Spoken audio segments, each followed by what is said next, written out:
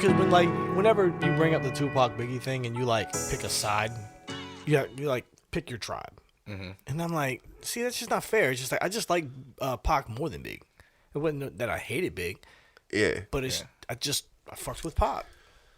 Yeah, I think fucking Pac, but the truth be told, man, Pac was so much fucking better. It was so much. It's like revolutionary type stuff. You know what I mean? It's like people try to put you in that pocket. Like if you like Pac, then you're more on the pro-black revolutionary side of things. Is that what it and is? then you got Biggie with the player. You know what I'm saying? Biggie was the storyteller. Yeah.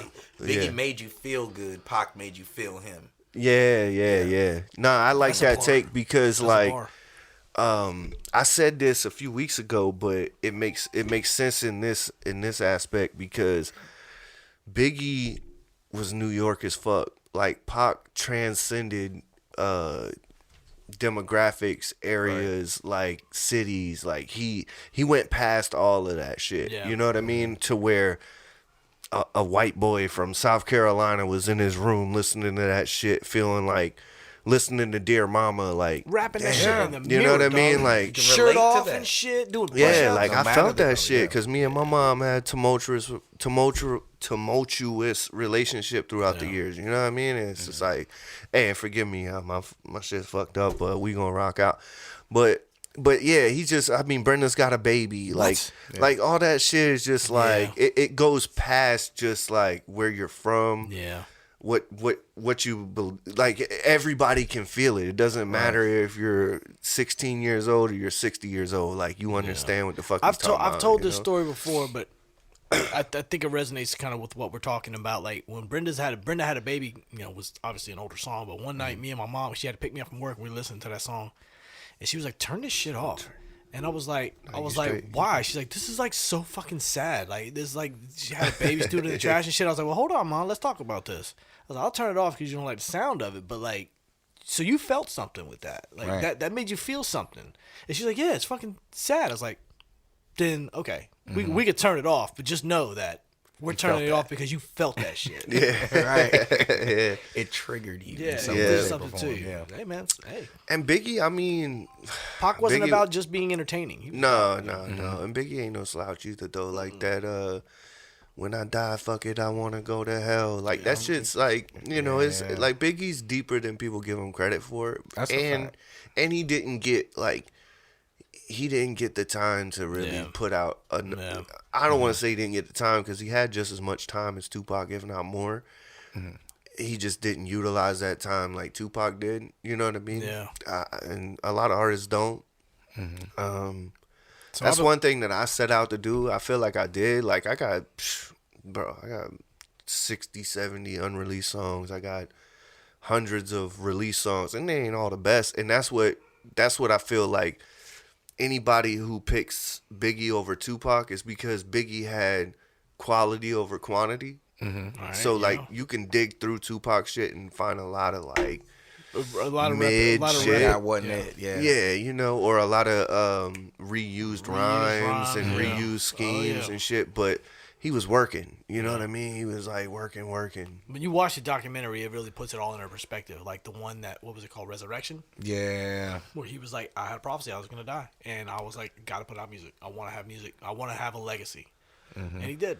That's a dope way to do it, bro. Fucking put out that shit because I be listening to it like, damn. I can imagine there's probably like thousands of unreleased Tupac verses somewhere. Still. You know what I'm saying? Like Somebody, in the cut, somebody got bro. him in the tuck. Yeah, but somebody got them features because like that seems to be the trend nowadays. People are releasing these post-death features sometimes. Yeah, and they hit hard, and it's like it's an emotional thing. Like, you know what I mean? Because like, for instance, Mac Miller. What? Like I wasn't I was always a fan of Mac Miller, but like I never dug deep into the crate of Mac Miller until after he died, and I'm like, now I see why he had such a cult following, and like these features, Balloonerism being like such a big thing because of the timing of it, like being able to put those pieces together for it, man. Like, Yeah, Mac was the shit, dude. Yeah. I very similar. So I knew who Mac was, and I was all right. He's from Pittsburgh. He's dope and all that shit. But when he did the Tiny Desk concert, you ever seen that? yes, I mean, bro. that shit was just like I was like, this guy is so much deeper than rap, dude. That motherfucker 100%. was such a talent. It's a shame that he went, man. Yeah, he could play so many instruments, and he just musically, he's like, you find those artists that just, believe it or not, MGK like is a very like musical artist. Like it's you don't find a lot of those guys that really are like that. Kid But, Rock. Yeah, Kid yeah. Rock. I mean, there's motherfuckers that can play. Dude, Kid Rock can play a gang of shit. Yeah. Fucking Bruno Mars, like Justin Timberlake. Oh yeah, But like Anderson .Paak. as far as Anderson .Paak on the drums, Anderson dude. .Paak is sick. Yeah, Vicious. yeah. It heard blows he- my mind. I when heard he somebody knocking can do all down that Mariah shit. Carey these days. Really? Yeah. Damn. Shout Anderson out .Paak. Anderson .Paak, dog. That's been my dream forever. You know what I mean? Like, damn. Mariah Carey, for real? That's what I heard. Seeing him walking out of a restaurant holding hands, all lovey-dovey and shit. Yeah. Nah, but I do fuck with Mac Miller, but I do it does resonate with me what you were saying, because like when people pass, like you dig into their shit, you know what I'm saying? Like pause.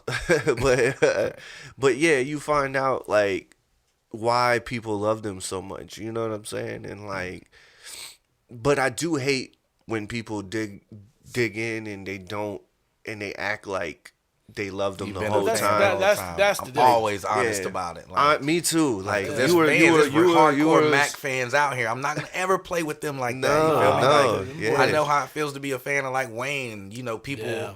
always have so much Yeah. to say about the whole Wayne thing, but They've you been know. hating on Wayne lately, and Yeah. I'm like, bro, what is wrong with y'all? Like, all my I mans can don't say, skip a beat, bro. He don't miss a beat. he Man. don't, man. I feel like people just don't respect him the way he should be respected, and it's like What?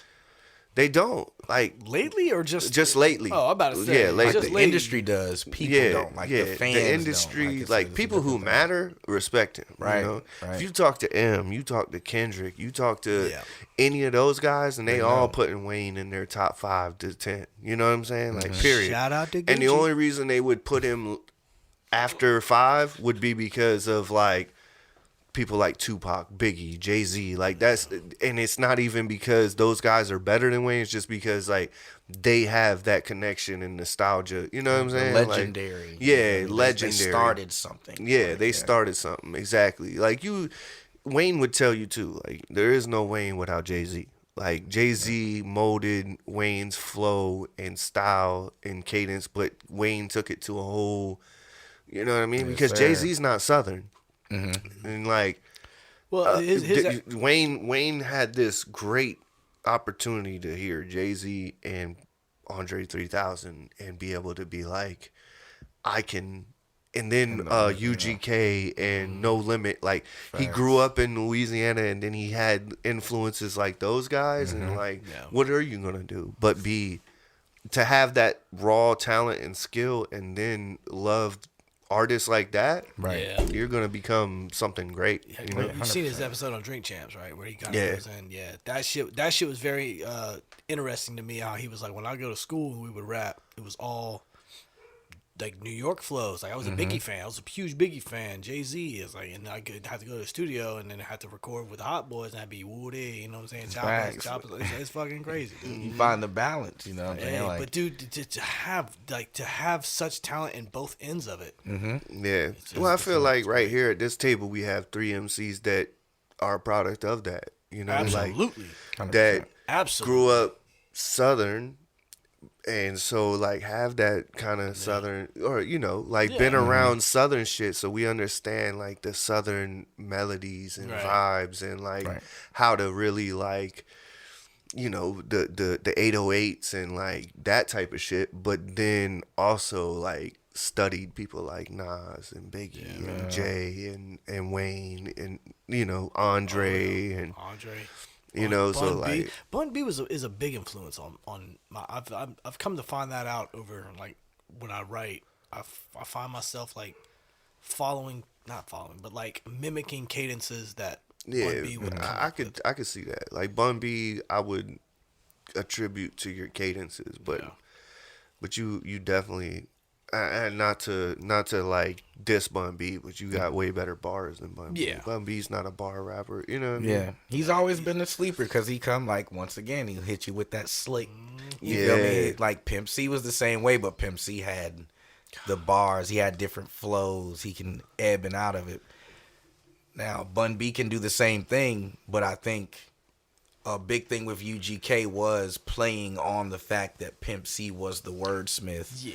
Bun B is more like, I'm gonna hit you with a few a few punches real quick, little smooth player shit, and then we out of there. Yeah. And then Pimp C is gonna reel it home. So I think like Bun B played that role. You know what I'm saying? Like he's never been in a super extravagant rapper. Even his albums kind of stick into a certain pace. Yeah. You know what I mean? Like he knows his pocket. Yeah. He was just about flow. It wasn't necessarily Right. about like exactly. mind-boggling shit. It All was just cadence. flow. Yeah. Pimp C was just game. Like Pimp Yeah. C just had like he was like the heart of fucking Texas. It's just game, Facto. dude. And Bun gives him that credit. Bun's always like They know that. They knew that we're he the, had we're the the yin and yang, concepts, the dude. ideas, and like Bun was like, come spit some verses. You know what I'm saying? Like Pimp had the shit. You know, Pimp was the he game. knew what we were trying to do, but I just Very similar to Outkast, because like that's a weird dynamic in that one too, because like Andre is so fucking deep. Like he is just so fucking deep. And Big Boy ain't no slouch on the couch. I don't know, Big Boy. I mean, he was on it. He was an MC for sure, but it just like but Andre was just so fucking deep. It kind of overshadowed, in my opinion, in my eyes, the way that because I was always checking for Andre shit, right? So whenever their shit would come on, I'd be like, I mean, Big Boy is like the Pimp C of the group. He's like he's got the game, like the Atlanta, like I'm a player, like I'm in the streets and shit. And Andre was just fucking I'm about to make you think. ridiculous. You know what I'm saying? Dude. I'm about So to hit you deep, with something. bro. Yeah. Matter of fact, it's just funny we bring this up. So I was at a job one time with some young cats. So we old heads, right? I don't know how old you is, but I'm almost. Yeah, we up there. I'm almost 40. yeah, we ain't gotta tell 34. him. I'm almost 40, but I was at the time I was probably 25, 27, and I'm working at a factory one time, and I got into this debate with this kid. He was a young cat, probably 20, 21 years old, and he was like, "Pimp C's the best ever. Can't change my mind. Greatest MC of all time and shit." And we were sitting around, we was having the rap talk. Everybody do their thing. When it got to me, and I was like, Pimp C for real? Like, the best ever? Like, better than RJ 3000. He was like, RJ 3000 is whack. I was like, I'm about to leave, yo. Yeah, I'm about to fighting words. now we wild. I'm about to quit. Like, I'm about to put my 2 weeks in on this bullshit. I was like, are you sure? And then he was like, yeah, man, Bun B the real, or Pimp C the realest, man. Real one do real things and shit. And I was like, yeah, I feel you. But Andre for real? And then he was like kicking Andre verse, right? And I just like, oh fuck, I had to think of one, and I forget what it is. I think it's the verse off of Jezebel.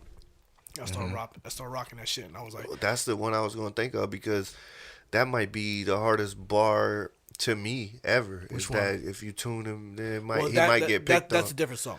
What song is that? That's Fish and Grits. Oh yeah. No, You're the right. Jezebel joints where he starts out with that oh yes I love her like Egyptian Egyptian, on yeah, the yeah, description, yeah. my Royal Highness. Yeah, You're right, I you're right. I kicked a little bit of that, and the boys But was to like, me, that bar, that's the greatest bar ever. That's one of the greatest bars ever. Like, One of the greatest bars ever. like it's just so layered. You know what I mean? Right, and right. like you don't.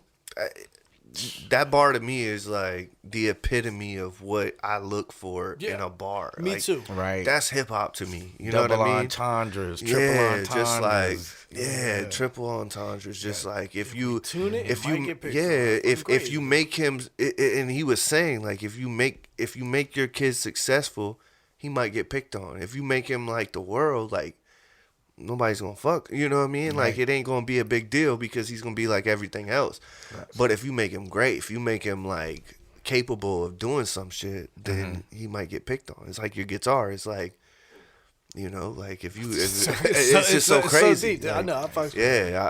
I just he's got so many, but that one's always resonated with me. I was just like, for sure. When I heard that bar, like it inspired me to write that way. You know what I mean? It inspired me to like think about the art that way. And that's one question I have for you because This is Indi'Gxld, by the way. Yeah, big gold He in the building. He made it to dog. the table, dog. What's Finally, up, dog? yeah, hell yeah, my God. That bro. organic energy, bro. That's Yes, what it's yes. about. Feels man. good. Y'all Hey, cook we've that been up, trying. for sure. We've been trying to make this shit happen for a while, but you know how it is. Timing is everything. So like, I felt like it was perfect timing, man. But the question I have for you, because I like him and I are different in the sense of like he's a stickler. Like if you ain't got bars, bro, you ain't getting no play. No, in you ain't this getting no ride love. You gotta at have all. it, dude. You Gotta know, have it. and like he'll stray a little bit. Like he'll fuck with some Kevin Gates. Like even though Gates ain't got bars like that, but you either have to be a super vibe or you got to have super bars. Like you can't be like in between with him. Me, I'm more like It's pretty accurate. I fuck with I just check for all the new shit because I want to know what the temperature is. Like I check the temperature. What direction all is the the time. game going? Yeah, Facts. but I don't necessarily like the way the game's going. I feel like it's very monotonous, and I feel like this what I'll say, or this what I'll ask. Do you feel like the art has been lost a little bit, other than a few? You know, you got your Coles, you got your Kendricks. Yeah. You know, like they still respect and appreciate the art, but do you feel like the art has kind of been lost in hip hop lately? Yeah, man. I wouldn't say lately. I would say it's been lost in like these late 2018, 2019, 2020 into the early 2020s. But I think, and I don't want to say I hate to attribute it to this, but the Kendrick situation opened up a lot of eyes to the art again. Right. You feel me? Like, because it was something it was something where so many people either you overthought it, underthought it, and had no appreciation for it, or you got it. And I think things like that are bringing the art back. But people who are doing the art form of hip hop and who are bringing like the actual essence to, like they're paying homage to the essence of what music is with this genre, it's underground. Yeah. It's always underground. It's always in the pocket. It's always at the showcases. You know what I mean? Like, unfortunately, but you gotta kind of break the wave of the trend in order to pop something. Like, unfortunately, it kind of seems like the controversy is the thing. Like, having something to talk about what they put towards you outside of music Right. seems to be what people are gravitating towards when it comes to music. Like, it's no longer just the music. Yeah, that's You like feel me? definition of a gimmick. You know what I'm It's exactly, an bro. antic. Like, people are addicted to gimmicks. You feel me? Like, Yeah. we not gonna go too deep into it, but that was one of the reasons why I got up out of there with the messages, bro. Yeah. Like, you know what I'm saying? Like, that start, and it's never a gimmick. Like, it's like if you have an idea that you wanna rap or do this in a certain way, wear this, do this. If you're gonna do it, stick to it. Yeah. But be good at, like, make sure you're sticking true to this. It's not just the gimmick. Right. But the industry is just the gimmick. Like, It is, what man. does it look like? What type of things are you doing outside of music that are making people gravitate towards you? Yeah. You know what I mean? Like, almost to the same way in which we have to market. Like, you have to have multiple sources of personal stuff that connects you to the crowd. People who It can't connect to be. It your can't be music. just rap anymore. It can't just be rap. It's business, but like covered business. Yeah. You feel me? Like, I do. Like, okay, I hate to say this, but 607 Unk, man. Like, you know what I'm saying? Like, things like that. That's the master gimmick. Yeah. Behind that gimmick, that man is probably a genius. Right. You feel me? But he knows what the industry is looking for. Yeah, exactly. You feel me? So he's going to push the gimmick. If it was the art, it would be a different. You feel me? And mind you, he's been back since, like, he wrote stuff for Nelly and those guys. Like, he goes back to that. He's been in the game since the 90s, but we're just hearing about this man and seeing like this crazy guy. Just look up 607 Unk. He's a wild character. It'll take some. You have to take him with a grain of salt. But if you look up his history and then listen to some of the outlandish stuff he says, Right. and just watch him, you can see what it is. Like he has knowledge. Like my man's knows some things about the industry, Right. but he portrays it through the aspect and image of this gimmick. So many people are gonna just because of the gimmick. Yeah. But if you get the gimmick, then it's like it's deeper than you know what I'm saying. Yeah, the yeah, situation. yeah. Do you think it's almost like he's spoofing a spoof? You know what I'm saying? Exactly. Like y'all want a gimmick, I'm gonna give you a gimmick, and I'm still gonna be dropping. I'm gonna drop some stuff in this because y'all think I'm the gimmick. Right. So I'm the clown. Yeah. But if this clown that you off right because he seems crazy, just starts dropping little gems and stuff inside of this, and then people like us pick it up. You don't take this whole person as credible because he is still the gimmick. Yeah. But you heard something that was like, okay, I didn't expect the gimmick to say, I didn't expect the gimmick to get into the art. Yeah. You know what I'm saying? So he's one of those like exceptions that I kind of see. Not even an exception, but he's like an anomaly with it. You feel me? Because most gimmicks stick to the gimmick. Yeah. Because of the fear of dropping the art, dropping the real. He's one that's kind of shaking the beehive because he's a gimmick, but he's also like, I've been out here. Y'all know I have. But who was the dude that sang Old Town Road? What was that guy's name? No, Nas X. You think that's like a fucking like kind of what we're talking about? Like let's play To an extent. let's play that let's go that let's take that avenue or and this is no this whatsoever. I don't need this fucking problem in my life. But like 50 Cent, it was like when he first came out, it was like he's obviously a tremendous artist. He's made revolutionary. Like Michael's always talked about, like that first album was like fucking ridiculous. But a lot of people stuck to what happened to him outside of rap. He got shot. Yeah. So people like gravitated towards that. Like, oh, he's real. Or even I'll go even further back. NWA, right? When NWA came out, they was about like at the time rap was like coming out of the disco era and the that's party like the party era, and it was getting street. So that evolved into like what they just rapped about what they seen in the streets. right. You know, Eric lived it, or Easy lived it. Ice Cube was kind of in the mix, and you know what I'm saying. But they rapped about what was in the streets. But then it evolved. Like if you go through a couple generations of rap, you weren't a good rapper unless you had some real shit happen in the streets, and and that's where I like throw up the word gimmick, because I'm just like, okay, it's cool. I mean, I guess it's cool. You fucking live the street life and shit, but what the fuck that got to do with rap? Like rap was supposed to be like rap. Yeah. Not what Well, I'm saying? I think that the thing is like what's the quote? It's like art portrays life, Reality, or reality. yeah. So, like to build on what you were saying is, 50 Cent had a gimmick, which was being gangster, Right. But his art imitated his reality. And where things fall short is when the art isn't imitating the reality. Okay. Whenever the reality is a fantasy. Okay, You know what I mean? okay. Like when You the get art, pressed, and then Go with You this fail. because let's we just talk. This is full circle right here. Tupac was not a fucking gangster. No. He was not in the streets. He was not selling dope. He wasn't. I mean, he was about fighting and shit. But I mean, he wasn't up in the streets. Well, he got caught up, and this is gonna be kind of a bar, but he got caught up in a vacuum where he made his reality imitate his art. Mm-hmm. You know what I'm saying? Like Yeah. he started off where his art imitated the reality that he was around. Brenda's Got a Baby. Yeah. Dear Mama. Like all that shit.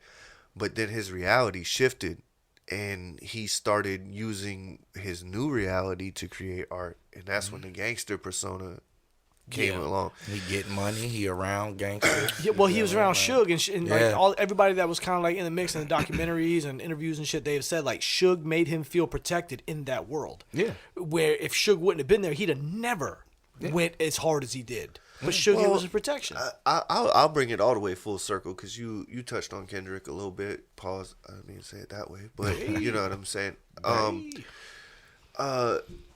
I've never looked at Kendrick as a gangster, but when you push somebody like a Tupac or a Kendrick that has that type of, all right, I don't want to compare myself to a Kendrick or a Tupac because I have nowhere near their success.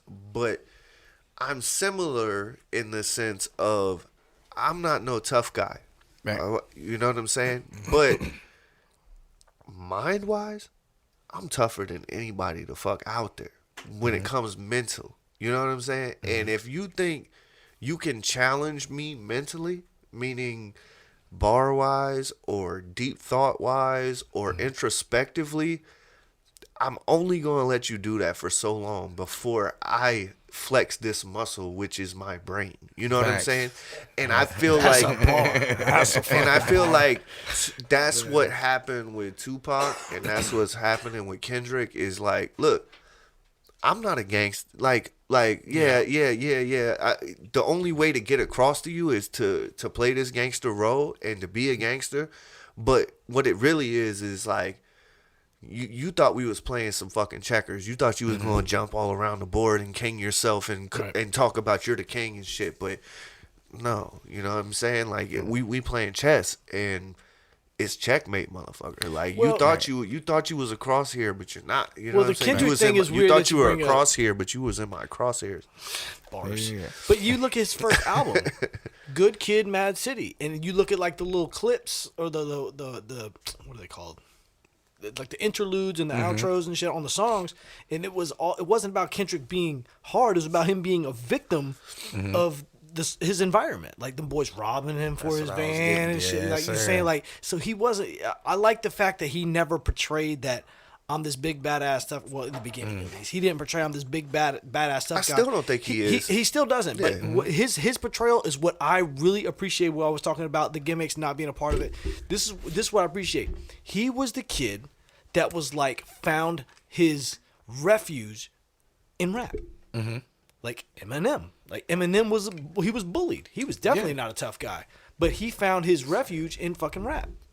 Yeah. So it was like that's like those are like I know Eminem's a good example too, because Eminem isn't a gangster, but but mentally with them words, with that pen, you're not gonna find nobody more gangster. You know what I'm saying? Like, if being gangster is being real and being like absolutely standing on shit, these are like three of the goats when it comes to that. Like absolutely. J. Cole.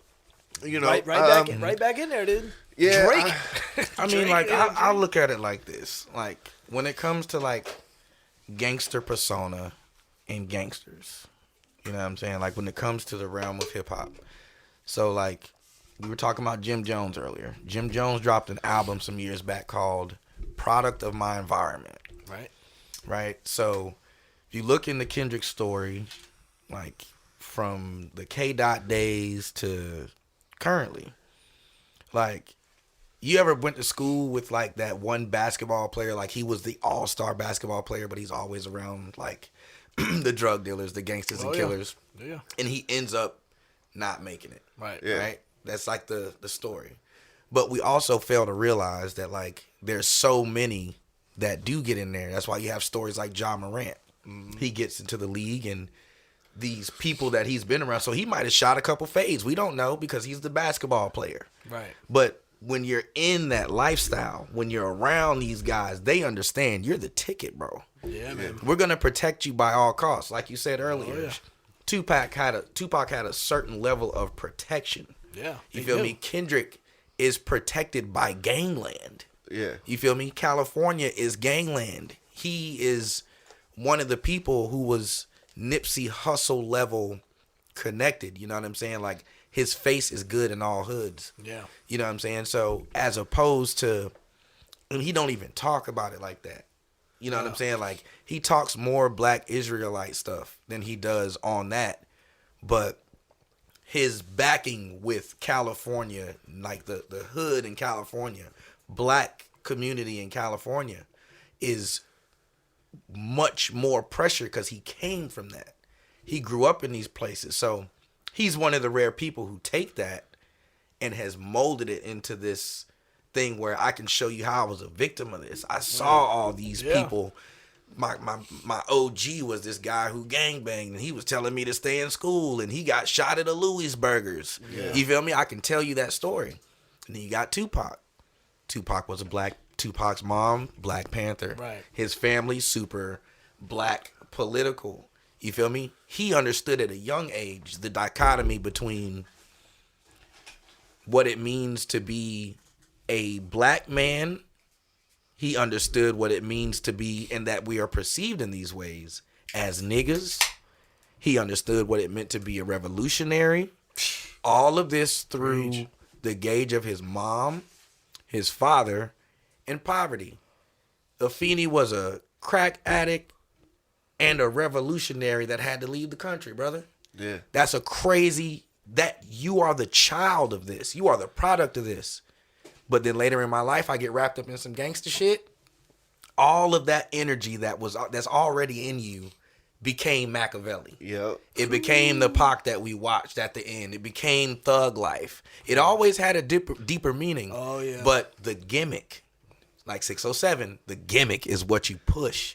And then you get on that podium and you talk that shit. That motherfucking You feel me? shit. And then but we gonna keep that off here. You feel me? Like, so it's a cycle that we continue that we continue to see. So I don't think it's like I think to the eye, to the naked eye, it seems like this thing where because the system is pushing the gangster shit, like we're pushing drill music. We're pushing murder music right now. You feel me? Like we're pushing the things that are dehumanizing us as a culture. Meanwhile, Mason jar music, the hooplas, Rhodium, Slim Soul, let's see, people from Colombia, from all over, all these underground people who are pushing the art get slept on. Just to kind of loop it back into that. But like, that's what it is. You feel me? Like, Kendrick and Tupac are rare people. Kendrick has a rare power. He could have gangbanged on us. Kendrick could have came out talking that. He could have came out like Nipsey. But he wouldn't have been the same. It wouldn't have been the same. He would have just been hella articulate. He just been like, bro, I've never heard a gangster rap like this. Yeah. So his demographic would have been different. But Kendrick was talking to the backpackers. He was talking to the lonely kids. You know what I'm saying? Like, he was in that era, that mid-2000s era where South was taking over. South was getting ready to take over. The Flockas, like, to say. You feel me? Like, Waka's, like, that new Atlanta sound took the game over, bro. Yeah. Migos were running shit, dude. I used to hate on the Migos so bad. I love them now. Like, I love them now. When it came out, I was like, oh, this is a machine move, right? Like, they're just pushing us down the throat. But then, like, you put them boys on in the whip, man. That shit rides, dog. It does, bro. Like, man, Migos and they slide, bro. Like, they all three get down. Rest in peace to the homie Takeoff, man. But that was fucked. Like, I mean, it got talked about for a little while, but I think that needed a little bit more acknowledgement about Takeoff going, man, because I mean, that's what I'm saying. Like, that's what's hard about it to me is like Pac. I mean, not that Takeoff was on Pac's level, but that's the problem with the gimmick. Sometimes is like you push it too hard and you end up in a spot you don't want to be at. Right. And that's the one thing I worried about with Kendrick. And I know that, like, he's, like you said, he has that circle that he doesn't have to be the gangster, but it's just like some fucking scrub who wants to make a name. Nipsey Hussle. Same way with Nipsey, same way with that. And it ain't like they gonna do that shit for Drake. It's just like, I mean, but think about it though. Drake's guys have historically been menaces. You feel me? Like, them Canadians don't, let's not get it twisted. They don't play around. They have not pulled that. They pulled it with everybody else over the years. They have not pulled. They pulled it with Pusha T. They didn't pull it with. They did not pull it with Kendrick. But I think what did they do with Pusha T? Oh, bro, they like the whole situation that was going on with Drake and Pusha T. I remember they had the beef, the rap beef. Yeah, so there was a situation where Drake wasn't coming to New York, and it was like just like a miss. Like they were just missing each other, but like their entourages and shit be going down. So like you got, what's his name, Top something from Canada, which is like Drake's top guy. Like, I watch all these different vlogs. I forget his name, but he's like a menace. Top Shotta? No, it's something Top. Yeah, and Top 5. Yeah, Top 5. So he's like a menace. So these guys are in New York. You know what I'm saying? Like, causing hell. This is New York. New York. You feel me? Like New new age York, New York is wild now. You ain't lying. You ain't lying. You heard absolutely not a thing with the Kendrick situation. It kind of seems like he kind of like gracefully bowed out after a certain time. I agree with that, but I feel like also to circle back to what you were saying with the gimmick shit. Not that I just feel like Drake and Kendrick both understand the magnitude of the situation. Like, is that why they capitalized so much? Kendrick got 5 fucking Grammys. And I don't think it's like that's what I'm saying. It's like I don't think it was like planned. No, but they realized we struck gold. But they both realized like, well, Drake not Kendrick definitely. Kendrick realized, struck gold. Like, I feel this is working really well for me, so I should ride it out. Like I nobody. feel this is so unjust because I really feel like Drake's a better artist. Yeah, Not I think artist, a better entertainer. He's a more well-rounded artist. International. Yeah, that's international. He's definitely like I've said 1,000 times. If I'm in the car riding, like Kendrick's like I ain't checking for it, dude. Well, I'm saying like Kendrick specific songs. Yeah, very specific. Kendrick's songs. like he's like a once a month artist to me. Drake's like a once every 2-3 days. Like, and it's not even like on some like I just want to hear. It's just like I can put on Drake and not even listen to what the fuck he's saying. It sounds good. It's a vibe. Yeah, it rides good.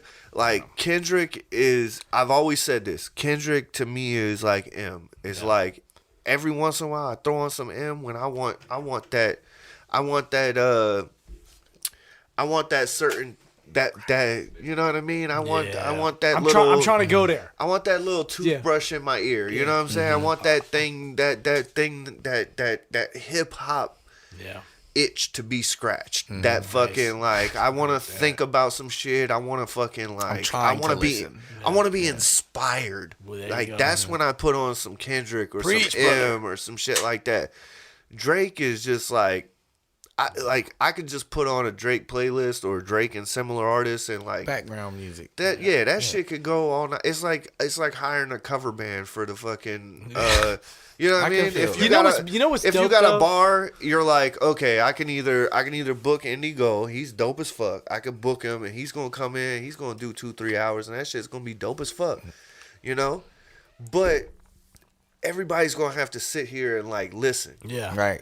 Or I could hire this fucking cover band. Yeah. And I could and I hate that shit. Don't get me wrong. Like I'm not like I can't stand it because cover bands have ruined the entire fucking live music scene, in my opinion, because they would rather hire these motherfuckers to play songs that everybody can sing along to, or not sit at their table and drink. And I think it's different applications. But keep going. Yeah, and I'm not trying to diss Drake because you know me. I think Drake is fucking. To me, Drake is goated, but in a different sense than like he's not in my top 5 or 10 MCs. No, you know but what I'm saying? I'm glad you brought that up because this is what I wanted to bring into the mix because you and I have had this talk about like listening to Eminem and Lil Wayne, and you're like listening to Eminem is like listening to a fucking dissertation. Lil Wayne is like he's like the perfect blend because you could just put him on in the background. He obviously got radio hits and club hits and shit, but like you go to the mixtape Wayne and you're like you get top tier fucking Lil Wayne and shit. Oh yeah, man. You're gonna hear the bars, bro. Like, yeah. So my son hit me up the other day and was like, "Man, the Dream Festival drops the what am I looking for? The list drops Monday. What is it? The Dreamville Fest. Dreamville Fest. The lineup drops on Monday, and he's like, "You want to go?" And I'm like, "Man, listen, no." Yes and no. I'll go if like for like certain artists. If Lil Wayne is performing there, I'm not going. Yeah. Sounds fucked up. But I've seen Lil Wayne's shit online, and I know people personally that have been there, and like it doesn't translate as good. Like you're gonna go see the radio pop Lil Wayne and it's gonna be cool, but I want to see him drop the whole Gangsta Grills. Yeah, I would say like you can't see him as like a feature on the show. You feel me? Like the Cash Money joint's been real dope. Like you feel me? Like I've seen people raving about that. The Louisiana tour that he does. You feel me? Like I'm a huge like got Andre tatted on me. Like Wayne and Andre are like my. Those the guys, bro. Yeah, you know what I'm saying? So, you like, came to the right pod, bro. Yeah. Like I love Wayne. You So got like, 2 of the top 5 right there. I'm curious. me? We'll talk about the tattoo later, but I want to know what lyrics it is. Humble Mumble, man. Okay. Oh yeah, man. OG stuff, man. Yeah. That Andre changed my stuff. But back on Wayne, man. I think with Wayne, it's like you're saying, like you listen to M, you listen to Wayne, but to some people, they both sound the same. Right. You feel me? Like to us, it's a difference. Yeah. It's a dissertation to the swag. Like he's got that modern day trend, but he can make you listen to it. Like for people who rap, exactly. I'm gonna still hit you with some. I'm gonna say some shit you would never think of, and then I'm gonna put it over this beat, or I'm gonna hit it a certain way. The auto tune thing, he just took that and elevated it. Like I feel like the modern day music is kind of like remnants of mixtape Wheezy. So you can we could probably go down a huge rabbit hole of favorite of Wayne bars, but one that sticks out to me is very similar to the Andre verse or the Andre bar that we were talking about.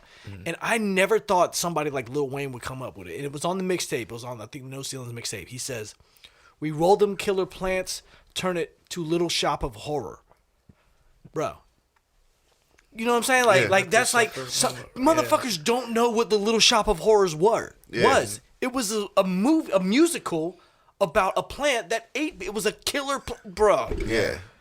Like that. It's like, and that's just like one that just off the top of my head, because you can go back and listen to his whole fucking verse on the joint that he did with Jewels. Over the Hail Mary shit. My face, man. No, I'm talking about the joint on the. I Can't Feel My Face was hard. That's just ridiculous. But I'm talking about the joint they did over. It was called Bloody Mary, I think. Bloody Mary. Yeah, they did it over. It was Jewels and Wayne over the Hail Mary beat. Yeah, and he did a whole thing on. I went to my dude at work one day. Shout out Michael Hardwick. I went in one day. I said, I'm gonna go to work for a few hours. When I come back, I want you to tell me how many words, phrases, or anything that you can think rhymes with suicide. See you in a few hours. Yeah. And when I came back, he's like, let's talk about it. He got too busy and never told me nothing. But it's like, go listen to that fucking verse, and you will see every possible fucking way to flip it, to use it. Dude, he fucking he's a masterpiece. That immaculate, shit, bro. Masterpiece. That shit. Him, Andre, and Sci-Hi the Prince. Oh my God! Did you see like, that? Those are the three. Like those are my three top Jesus lyricists. Christ, dude. Like Sci-Hi said some shit one time. He said, I'm not gonna do it no justice, but he said, "Double D's like the middle of middle." Yeah. So simple. Yeah. You know what I'm saying? So he's simple. like something in the middle. I like or that whole Portuguese and Portuguese. Like y'all sitting ducks, y'all look like a Portuguese. And like, dude, he said my homies was cripping so hard, all they eat is seafood. Yeah. Bro. Yeah. Like, who thinks about shit like that? I just got so pissed. It's funny you brought that up because earlier this week I've tried to pull up that album No Dope on Sundays and they took that shit off Apple Music. Got it downloaded. The whole thing, dog. Before they took it off, I got the whole thing. I think it's still on Spotify, but it's off of Apple Music. Unless it's not. I downloaded it to like my music. I don't even know why. Crazy, bro. Yeah, I don't know why they shelved my guy. I mean, he wrote all kind of shit for Kanye, but he's top. He's on the tip. He's in my five. Yep, got the whole thing. I got like a couple of songs downloaded on that joint. That's a like Sci-Hi is a sleeper, bro, because he's a writer. Yeah. Like he is a hip hop writer. You know what I'm saying? Dude's fucking. I know we'll get kicked off of you. Like that. What's that? The Jack of what was it? The album that had the deck of cards on it. Yeah, Jack of All Trades. I think it was Jack of All Trades or something like that, bro. That album, hands down, dog. Yeah, he killed shit. Crazy, and he was sampling. Like he was one of them like first that I know of, like in just kind of my listening to music, like the underground. You don't know, like Sci-Hi's heavy underground. Yeah, man. That was like sampling hardcore and like making like some bangers out of it. You know what I mean? Like like bars wise, like Sci-Hi, Wayne are like my bar, and maybe like Royce. I could throw Royce in there. Royce fire. Royce fire. And then like my favorite artist is J. Cole. I'm about to say, how Like, you gonna not throw J. Cole in there? Because well, J. Cole is my favorite artist, and he got bars, yeah. but it ain't like his bars are. He has like a. He's like a. I feel that. Yeah. I feel that. He's literally like if Wayne and Kendrick had a baby, you'd get like J. Cole, like where it's like deep but like bars and like and Nas, like because I was Nas. I was a mixed with J. huge Cole, fucking Nas fan growing up, and like J. Cole has that Nas and Wayne, like that would be a better comparison. Like if Nas and Wayne had a baby, where it was like, because. Joyner, I like Joyner. Okay, so Joyner's dope. good. You know, I'm glad you brought that up, Jeff. Joyner's dope, but I put him, and this sounds fucked up, but I kind of put him in the fucking category with Bun B. Yeah. He's really just, I mean, he's got bars, way more than Bun does, but it's about his flow and his presentation. Yeah. Like he's just good at presenting. Yeah, great flows, Joyner did himself a disservice by he kind of put himself in a box, in that chopper box with like Tech Nine. And like, he's a concept rapper. Yeah. He can conceptually. And Tech's like that, where it's like I'm a chop and flow and like got a good cadence, but every song like sticks to. I really like, and that's what's so weird because I'm not a huge Kendrick fan. Like I respect his art, appreciate him, greatly. respect him. Just like, don't check for it. I don't fucking put him down. Like I don't say he's not good, but he just, and it's not that I don't get it because I fucking get it, dog. Like I know what you're doing. You know what I mean? But to me, it's like on some Alicia Keys shit where it's like you're being deep for no reason sometimes. You know what I'm saying? Like you're trying to go over my head, but you're not because I get it. You know what I'm saying? And that's fine. Like that's what you do. I love that shit. But like that's why I fuck with like I just like I don't know, man. Like that's what I love about Kendrick. Is like the song titles mean some shit, the art means some shit. That's what locks the album me in, art 100%. means some shit. Like everything means some shit, and I get it. Like but I guess it ain't even Kendrick that makes me mad. It's his fans that make me mad because they're like, "Oh, you didn't like that song? Well, you didn't get it." And I'm like, motherfucker, I got it. Yes. I got the art. I got everything. It's just I just really wasn't fucking with that song. Yeah. Like I fuck heavy with this song. I fuck with this one, that one, that one. But I didn't like. And you have to, if you're not. People who are like super Kendrick fans, they're like, you have to fuck with every single word, every breath he said. Did you see how he put that one little horn in there that Drake used here? And that horn meant that it was the fourth seal to the biblical shit that happened. I'm just like, bro, no, that's not what he meant. It's just like, you know what I mean? Like, I know what he meant. I'm all the way there. Trust me. Like, I didn't miss none of it. And that's what I hate.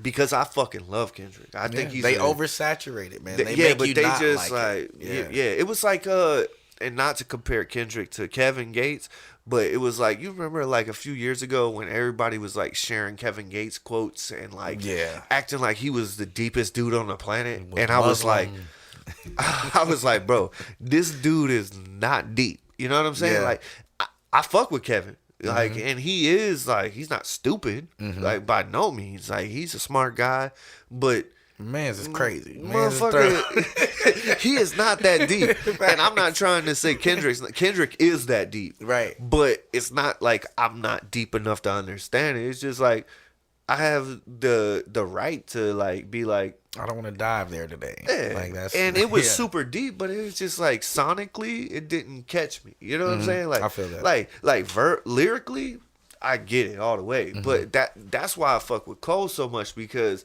he has a way of like sonically catching you, but also lyrically catching you. You know what I'm saying? Yeah. Like, and that's what I like, that balance. Like, and that's what. That's why it's crazy that Wayne is like the GOAT to me. Honestly, if I'm being real, I've said it 100 times on here.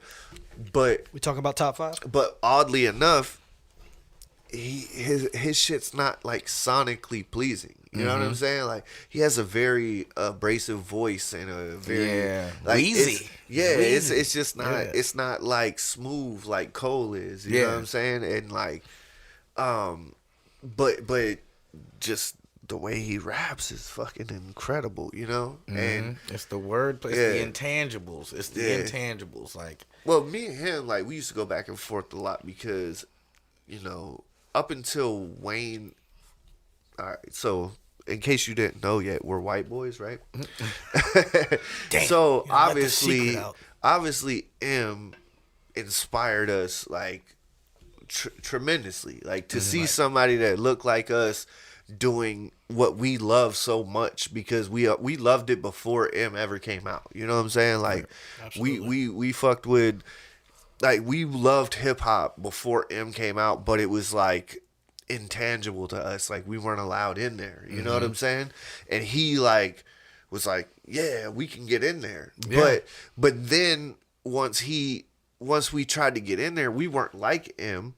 So we still weren't allowed in because we don't rap like him. We don't rap about killing our mom. He set a certain bar. Like so like they was like, for sure. You're not as good as Eminem. It was like, well, I'm not trying to talk about all this wild shit like he is. Like I'm from South Carolina. Like, you know, we grew up on Big Boy, Outkast, like all this shit, like fucking UGK. So we had a little bop to our shit, you know, and like it was like, oh, that shit's whack. But the point of it is like we would go back and forth because once M started doing the accents, that's when he kind of lost me. And that's where Kendrick kind of lost me. Like, I fuck with the lyrics, but I love that shit. I can't get behind the accents. Like with M, that's when he lost me too. It's like I just don't like it. You know what I'm saying? I just don't like a lot of people had the same take. With the, because Mona Lisa, y'all know that song Mona Lisa? Wayne and Kendrick, obviously. They kill that shit. Right. But I get like artistically it's like perfect what Kendrick did, but it's just not sonically pleasing. I don't think anybody. You know. See, I love that because it's like the I get the story. You feel me? I get exactly what he's doing, because that's how I approach a lot of things. Yeah. Like I do a lot of pitch shifts and different things inside of like my live music performance.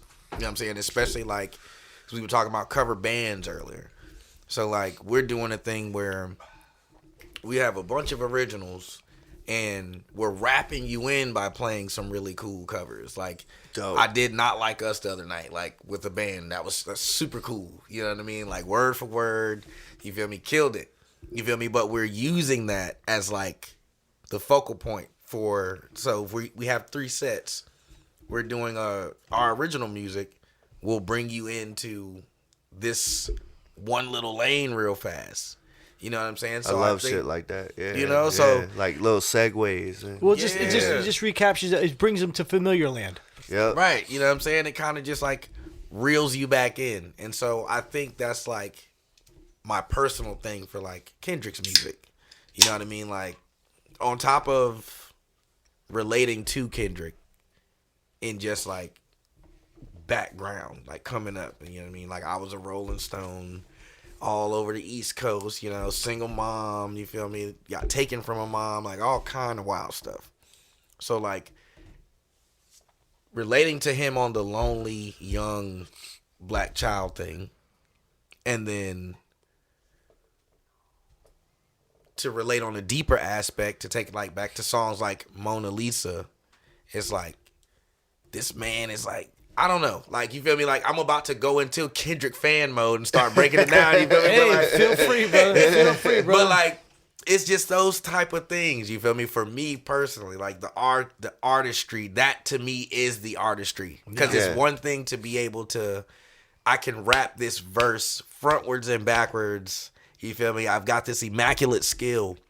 But if I can't challenge my physical self, you feel me? Like, this is going to challenge my breath. Like, you know what type of breath it takes to go from rapping in one cadence to high-pitched voice for so, and then going back to that. Yes. And you're barring out, you feel me? And I do. The alliteration, the entendres, the hyperbole that you gonna throw in there every once, little onomatopoeias and all these little intricacies of it, and then to change your vocal pattern with that. Well, like Kendrick, I can definitely. That's like personally, like that's kind of what draws he's me a into huge it. Eminem fan, and I think that he drew from that of to Eminem was obnoxious with it. Yeah, You know but what I'm you saying? you said That's what something. threw it off. You said something that but it was genius. You said something that was very.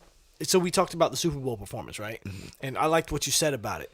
You was like, from the eyes of an MC, that was incredible. Mm-hmm. To go up there and do the songs that you did, like, and just no backtracks, just fucking nailed it. You know what I'm saying? But like, as far as an entertainment view, it wasn't like to the outside of a Kendrick fan, it wasn't entertaining. But because they don't be reading, they ain't gonna read like that, right? And but Kendrick's like, performance dude, is he was always dropping bars up there, like some intricate shit that you like. That ain't Maroon 5 up there, right? You know what I'm saying? That ain't fucking Rolling Stones. Just for your entertainment. No, this motherfucker was kicking some shit up there, and it was just trying like, to make a statement, and I like think he definitely succeeded. The world was listening, and as an MC, the world was listening. As an MC, like. I was like, this is fucking incredible. Like as an MC, but entertainment. As like it's the same shit we were talking about, like cover band versus original band, where you don't know any fucking songs that this person's about to play. Yeah, like how can you catch me? And like I've said it time and time again though. Like hip hop is the worst live music, like to be performed. I agree. Even as a rapper, like that's why I love when musicians like yourself, like me, like go get a band, because it makes it so much better. You know what I'm saying? Like, because whenever rappers go on the stage, have you ever seen a Wu-Tang performance? No. He's like, protect your neck, 15 motherfuckers and somebody's on behind you like, protect your neck. It's just like, it's 15 fucking terrible. You You gotta know what I'm have saying? something to look at. So two best rap performances that I've been to. I'll go three. Top three best rap performances I've been to. Yellow Wolf. When he's in a small. Like we seen Yellow Wolf back to back nights. We seen them once here in downtown Charleston. We seen him the very next night in Greensboro, North Carolina, in a fucking auditorium at a Jelly Roll. He opened for Jelly Roll. Didn't translate as well, but in a fucking small space, fucking forget it. Bone Thugs and Harmony was one of my other top. Is a couple people say dude, that, them motherfuckers put on a show. Jay-Z live with Mary J. Blige in an auditorium with a full fucking orchestra. Yeah, full orchestra, full band, crazy. bro. Came out singing "Can't Knock the Hustle" opening song. Dude, that was my only knock to Kendrick's Hustle. Is like, bro, you could have had a fucking orchestra. Yeah. Like playing Damn, playing fucking swimming pools. You didn't like, play swimming like you pools? said, That's your biggest hit? Like you said, he intentionally. He was intentional. It was intentional. Like the whole PlayStation thing. Yeah. He was intentionally trying to shake some shit. 100%. He was. I mean, like he knew the power he had, and he chose, like, you know, what is it, blue pill, red pill? Yeah. Like he chose the pill. Like, I can come out here and give y'all. I can bring Wayne out here if I want to. Yeah. I can have Wayne come out the middle of the football field right now. But it ain't gonna happen. Yeah. But it's not, because I want to kick this. I have to capitalize off this. Yeah. I just got these Grammys. I just buried arguably the best pop star, Well, hold on. That's pop hip hop artist. Debatable at this table. I mean, I ain't gonna say the best, but top selling. Like this, like you know, Bad Bunny is like the number one.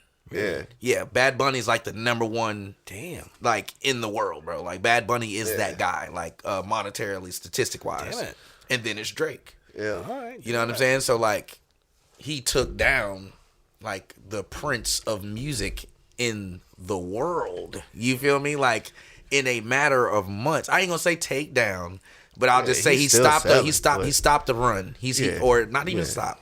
I'm using the wrong stuff and I'm reneging. He won. But he won the battle. He won the public of legal opinion. Yeah. And he opened up the door for lyricism again. But it's not. It's transcending from boom, like this whole boom bap, hip hop, extra Brooklyn, extra New York type of style. It's like that's what everybody has seen this term hip hop as. Okay. I think Kendrick tripped the rift.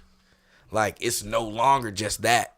Like I can spit some lyrical, miracle shit, and I can formulate it to you. I can formulate it to your sonic pleasing. Yeah, you feel me? Or I can say it in a certain way to make you peep game at it like you wouldn't before, right? Because it's not so linear. Yeah. So I think he kind of opened the door for that again, like reopened the door for that to be a market in the midst of the current market of hip hop, which is that's fucking wild right now. You know what I'm saying? So dude, like he just you put one of that, the illest guests we've had in a long time, dude. That shit.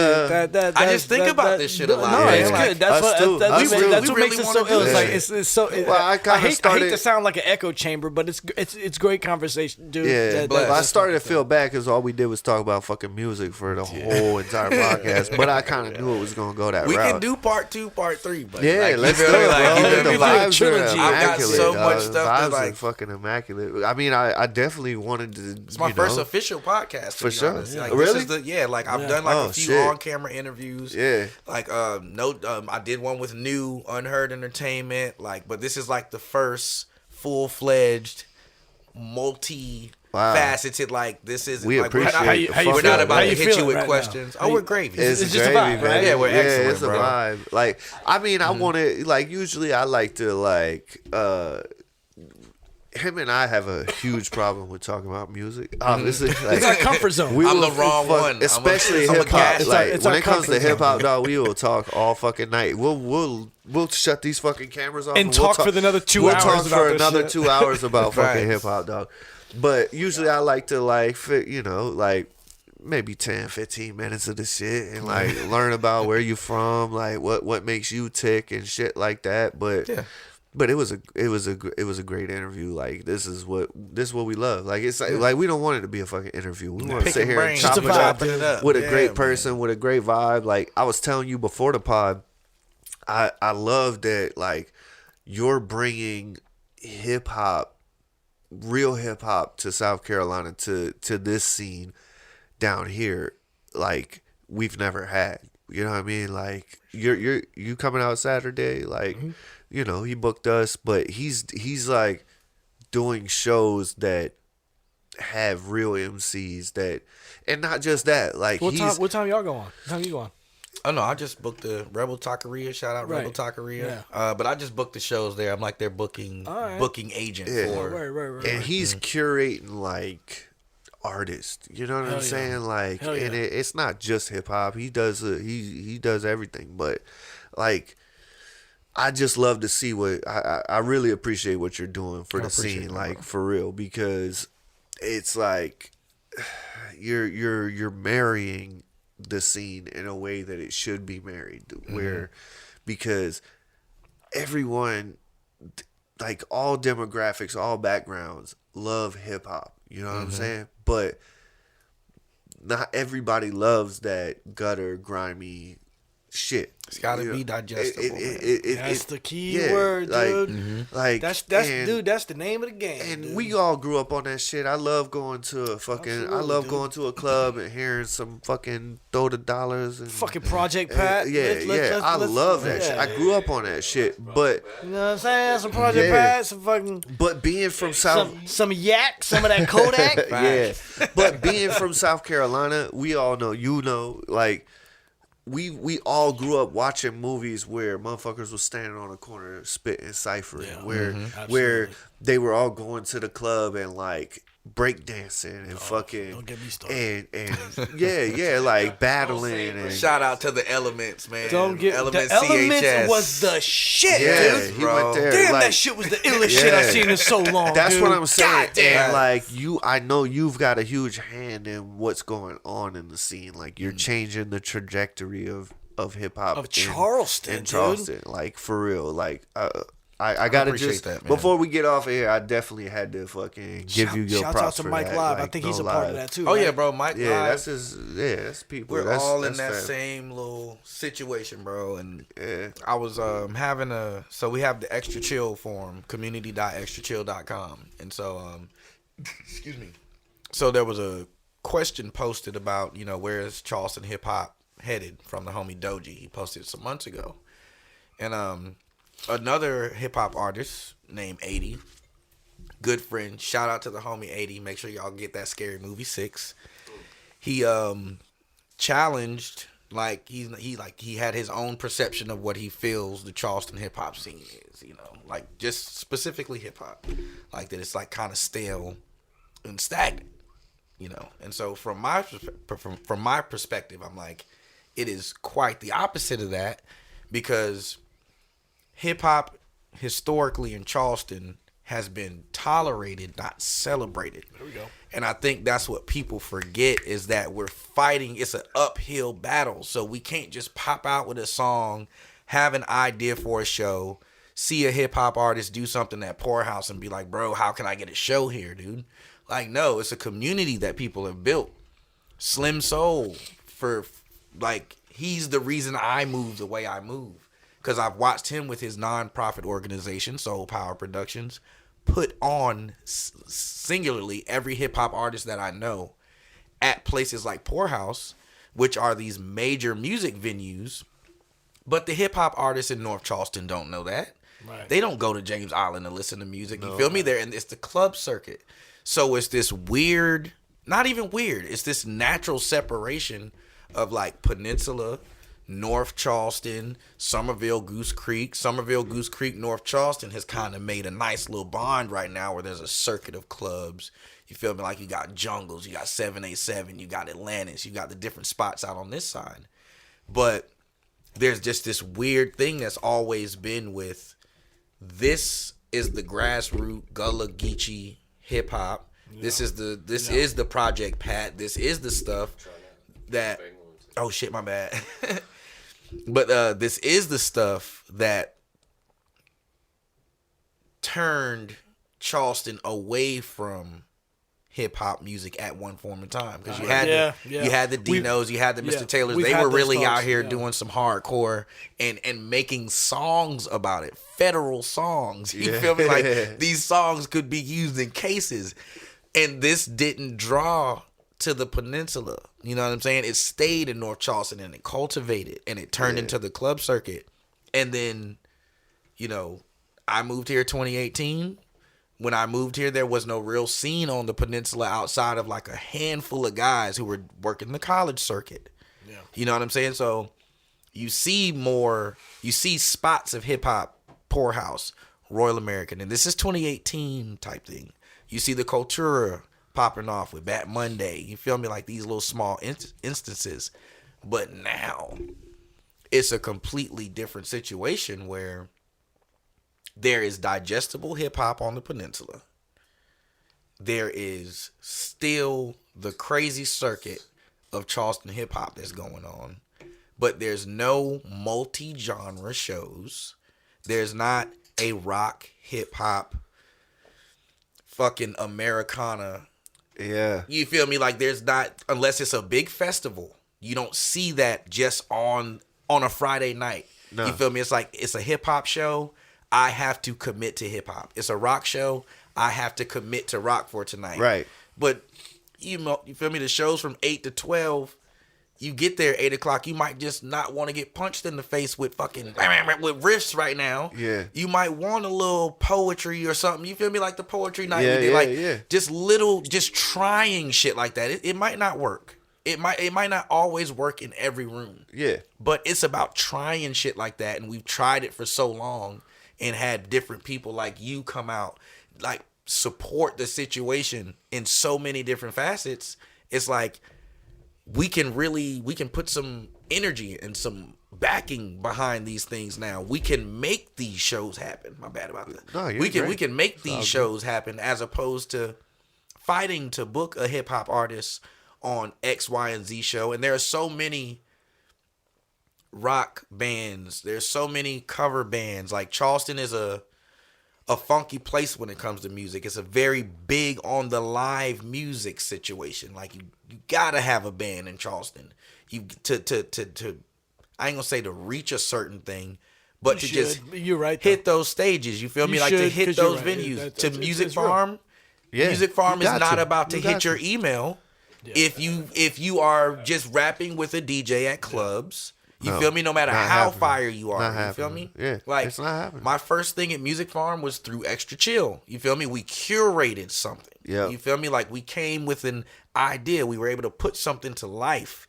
You feel me? I could have went up there and be like, I'm gonna just get up here and sing some MC Light songs, and I'm gonna get some dancers and make it look a certain way. Like, but we curated a certain idea where we have a Queens of '90s hip hop and Alanis Morissette, Sheryl Crow cover bands. Yeah. What the fuck? What dude? the fuck? You know what I'm saying? Like you don't like you never think know what I'm think saying?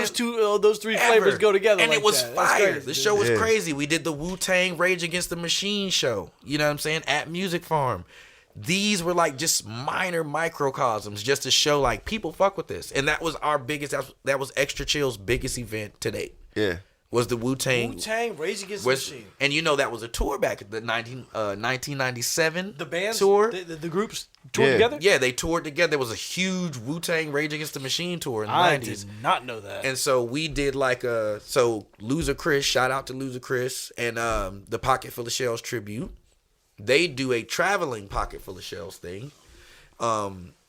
We got Unheard Entertainment, Smoke Doji, Slim Soul, Mooncat. Who else is out there? Mike Live. All the guys I got fuck together. with Mooncat. I like the vibe. That's my boy. Yeah, I man. like the vibe. Shout out to Yeah. Mooncat Yeah, Daddy shout out, and Granddaddy shout out. Caddy. I fuck with that.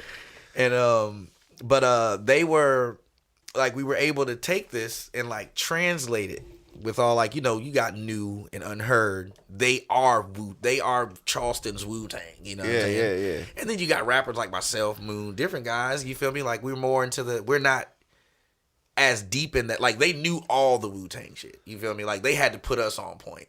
Right. You know what I'm saying? Like, but Yeah. I'll do I'm Triumph. I got the Triumph first, so I got the Triumph first. Y'all do that other shit. Yeah, it's weird because like Bombshell just for that. listeners, like we never really checked. I can't speak for we, but I never really checked for Wu-Tang like that. I appreciate it's like Kendrick. Me neither. Till recently. Dude, till like I see the they- younger guys. They fuck were with it. obviously like, I mean, Method Man was obviously the shit. Ghostface was obviously the shit. But like, they were like so New York. Well, that's it's Method Man was a special little. Method Method Man Man has was- always held a yeah. special thing but for me. Wu-Tang is like a cult following. Like Basement Wu, Dude, bro. so Yeah. was 8 Ball MJG, and I never checked for them either. But see, I grew Deep South. That's the Yeah, thing. yeah. Like, But I don't- 8 Ball Jim. I should have. JG. We should have. Yeah. And there's songs. They got songs that I'm like, oh shit, that's 8 Ball MJG. But I went way 3-6 Mafia. It's cult following, man. With It Memphis, is I went cult way following. 3-6 But Mafia. that's what I was gonna say is like Wu-Tang has so many like white boys fuck with Wu-Tang. Oh yeah. Like Oh, yeah. heavy. You know what I'm saying? Like and when you get that demographic to follow you, like You win. You're winning. Yeah. Tupac knew that shit. yeah, He's like, I gotta tell you, it's like all And of like the Michael dudes in my- Jordan. all Michael the dudes in Jordan my said shows it. are white. Republicans buy Jordan. It's like, That's always been the I ain't crazy about thing to- for me, bro. Like, white guys, not even to take it out of a colorism thing. Yeah. But like, Americans, dude. Americans have a tendency to fuck with lyrical hip hop music. Yes. dude. Right? But it's like this is like just one thing that has always I cannot understand it. That like I'll reach so many people or bump into so many guys and just talk about rap. Like, you feel me? Like, we're in Charleston, bro. Talk to a lot of white people about hip hop. Yeah. Right. So it's like they're always talking. They be putting me on shit. Like Yeah, they always yeah. put me on to like lyricists. Yeah. But if I go to, I'm not gonna mention any venue names, but if I go to a downtown venue, you know what I'm saying? Like, of course you can't be expecting venues to be like, you're trying to keep the thing rocking, but it's like so many people have this strong regard for lyricism, yet and still it's like the closet thing. Like, Yeah. I'm gonna listen to this in my closet, but I'm gonna get out here and hit the nay. You feel me? Like, you feel me? Like, it's like that kind of thing, Everybody and I wants can't some figure out mindless what shit the to dance to. Yeah, everybody feel wants me? to know the chorus the second time they hear it. But it's also a cultural thing. Like Facts. whatever Facts. hit my mind just now. What was it? Boys in the Hood. Like, we don't want to hear that shit. Fucking. You don't hear that shit, Sharif? Yeah, Sharif. I was about to say Right. Shaheed. I was about to fuck that up. I was Sharif for We don't half wanna my hear that. life. Yeah, we don't want to hear that shit, Sharif. You Like, like, feel me? yeah, exactly. You have to So learn. It'd be like that. You have though. to. I had to Yeah, learn for how to sure. make my message digestible, bro. When I was in college, I was intolerable, bro. Where'd you go to college? Newberry College, man. Oh, where my Yeah. New Jersey? New York? Oh, no, that's no, here. that's here. That's I have no idea. upstate. Newberry, South It's Carolina, upstate. real Oh, small not spot. really upstate. It's like right past Columbia. In the middle. My You're not. Are you from South Carolina? No, born in D.C., just raised down here. Okay. Yeah. Well, if you was born in D.C., then I already know what type of shit you on. My best friend Will, Yeah. he's been on the pod, but Oh, yeah. that's the one I was talking about to do the drumming. But Shout Okay. out to Mag One. well, I said my best friend. Like, Yeah, my feelings got hurt. It's we all all good. brothers. My feelings were hurt a little bit. The It's We all- all, brotherhood, yeah, the it's the brotherhood. We all best friends. Yeah. Like everybody, like we grew up together. But he, black dude from DC and like moved down here, and he was on that Sharif shit forever. Yeah. You know what I'm saying? It took us like 20 years for him to trust us. You know what I'm saying? We were like, bro, I ain't done you wrong yet. You know what I'm saying? Like, all love, dude. It's all love. It's the truth. Yeah, you yeah. just have to learn when to, like, you feel me? Like, some guys, some never get it. You feel me? Like, Yeah. I always, because I was one of like three black people in my high school. Right. You feel me? I went to Newberry College. You feel me? But I grew up around the shits. You feel me? I grew up trying to gangbang. I grew up doing. I could tell y'all some stories, bro. Well, that'd be Part for the two, next you one. feel me? Like, yeah. part three. Part two's coming. But like I grew up doing some shit. You feel me? So it's like I've seen both sides of the spectrum. right. So it's like certain dynamics of shit I still cannot wrap my mind around, because it's like, you feel me? Like, you grow up in a certain way of life, transition into another way of life, but you still get like all the in-betweens. I kind of lost my thread of thought just now, but Nah, yeah. I know what you mean, though. I feel what you're saying, bro. Well, but hey, basically, like, We're gonna have to we part gonna two. have to- We yeah, got to we part got two. to. Because I was gonna, I'm trying what to is not it? talk Oh, about I was this. about, I but- was about to fuck it up too. Right. What is it? TBC? TBH. TBD. To be determined. To be be continued. continued. To be Yeah, continued. TBC. All right. Anybody you want to shout out anything? How can they find you on all platforms? Big Go, Indi'Gxld. Check out the Extra Chill. Yes, sir. How do we find that Extra Chill? Because you be writing blogs and Yeah, man. artist so we do review and all that shit. How do they find that? So we can go to extrachill.com, and that'll just bring you to the website.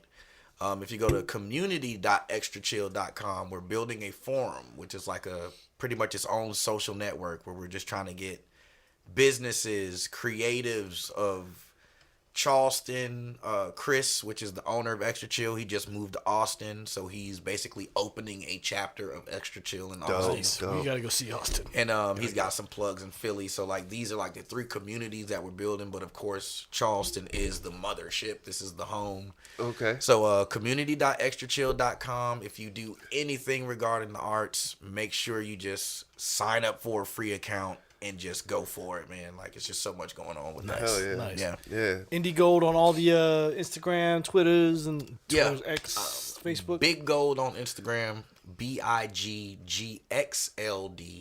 Get your copyrights and your paperwork together. And Indi'Gxld on everything else. INDIGXLD. Google. Appreciate you anything like clarifying is there. that, because Yeah. some Oh people yeah, just get up here they always expecting put you the to know, yeah, right? yeah. Oh yeah, Yeah.